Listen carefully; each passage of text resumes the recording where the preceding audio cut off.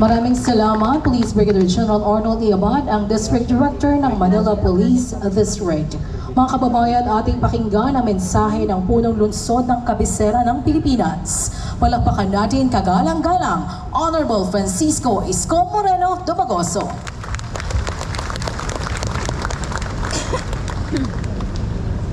Morning, pare. Thank you. As a matter of being grateful to our men and women, uniformed personnel of Manila Police District, particularly to those who suffered and paid the ultimate price of protecting the city and its people. I ask each and every one of you to be of silent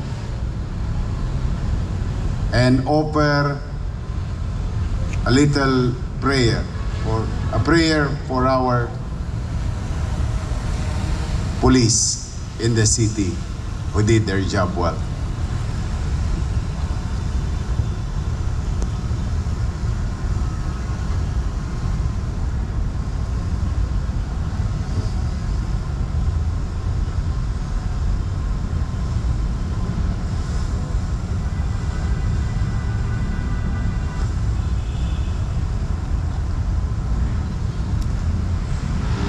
Thank you. Ladies and gentlemen, once again, good morning. Good morning. Oh, masaya ako nung nakaraang Lunes, ha?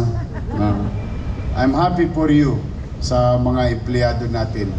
Bagamat alam ninyo, nung mga panahon na yon, a few days before Monday, that November 17, medyo yung dalawang bola nandito na sa baba ko sa nervyos sapagkat ilang araw at ilang gabi na kaming hindi balisang-balisa kami ni Paul at ng ating mga ahensya ng gobyerno at mga staff. Pero salamat sa Diyos. As I have been saying, every Monday, do your best and God will take care of the rest. Nakaraos tayo. Masaya ako para sa inyo, lalo na sa mga nakatanggap na nung 13 month that cash gift. Tapos nawalan tayo ng hindi naman nawalan, naibigay natin yung 317 million, decide na naman. Akalain mo a few days before that may dumating tayong 120 million pesos. So that will go to our PWD naman and solo parents. So mga kasamahan ko na naglilingkod sa bayan, talagang kailangan lang maging mainam, masinop tayo at pagbutihan nyo lang. Tingin ko, mairaraos natin yung para tayo ngayong hand to mouth. Pag walang trabaho, walang sweldo.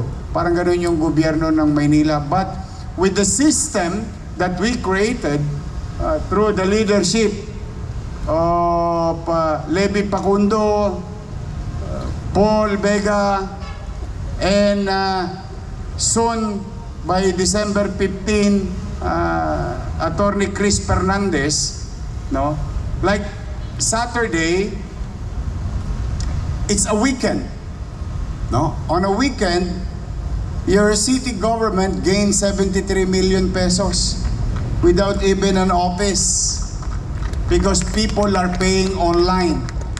Because of the system that we created in the past, that we revived when I assume July 1, or what you call EBOS. Now, through the initiative of the entire team in the City Assessor's Office, maybe by the end of the year,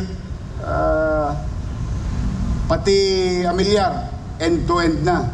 So kahit yung mga kababayan nating immigrant, OFW na may ari-arian sa Maynila, maaari na sila makabayad in the comfort of their home, wherever they are right now.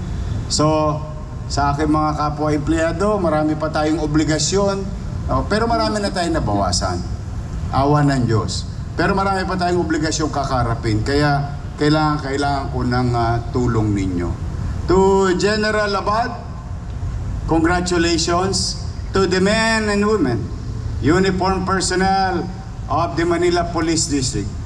Just so you know, and I think some of you watched this already, our crime efficiency rate rose to 9.2% in crime solution through the leadership of General Abad. At 10 na mga opisyalis natin sa MPD.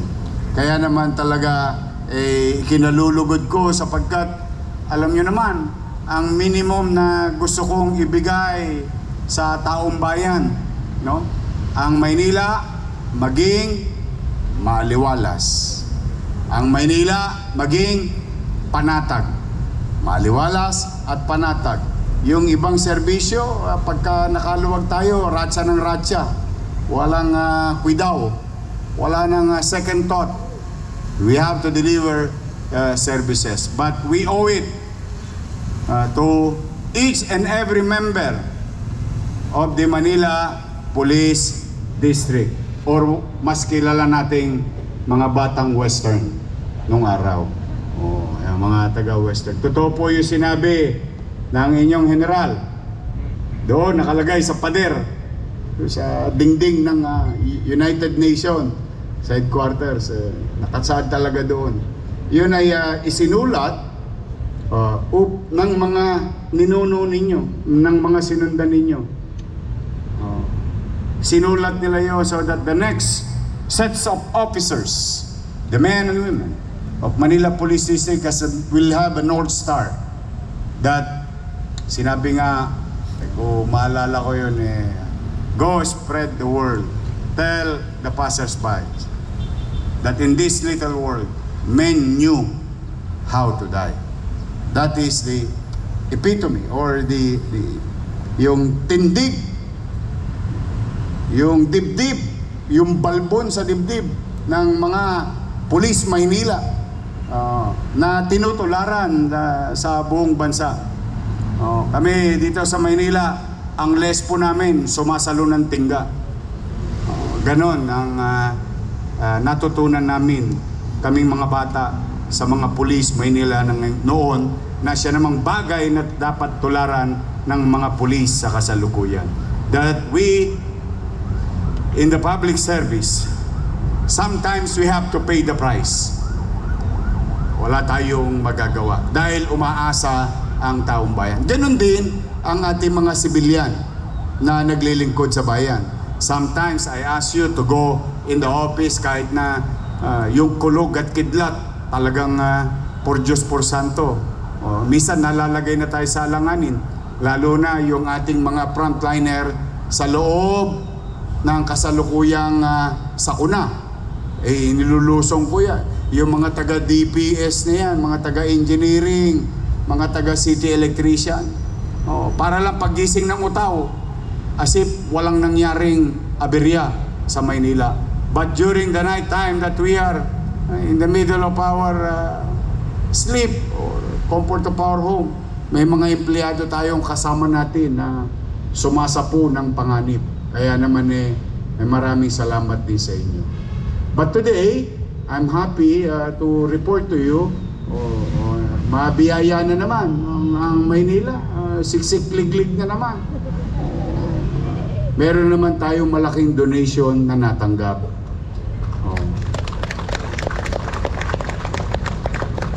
4 days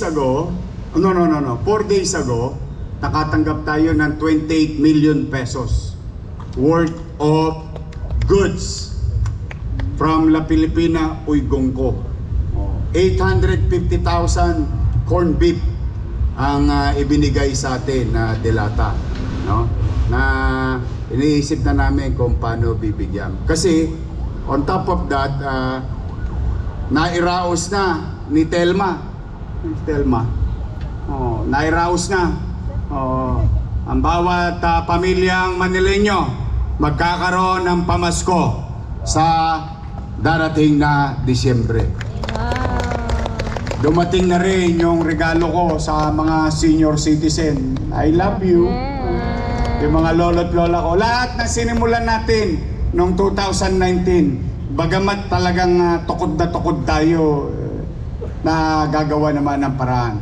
So at least we can honestly say in Manila, kahit papaano, kahit mahirap sa dilang mahirap, masasabi niya, may mapag-aari mo ng kami sa araw ng Pasko dahil nandyan ang gobyerno ng lungsod ng Maynila.